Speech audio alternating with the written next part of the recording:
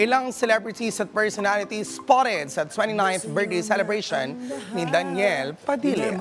Nito lamang April 28, 2 days after his birthday on April 26, ipinagdiwang ni Daniel sa isang immersive amusement park sa Tanawan, Batangas ang kanyang 29th birthday. Invited sa nasabing party ang kanyang pamilya at kanyang mga kaibigan. Sa IG stories ng pinsan ni Daniel na si Ted Padilla Evangelista ay pinasilap nito ang engranding setup ng party. Dumalo rin sa selebrasyon ang mother ni Daniel na si Carla Estrada, ang father niya na si Romel Padilla at ang kanyang tito na si Senator Robin Hood Padilla.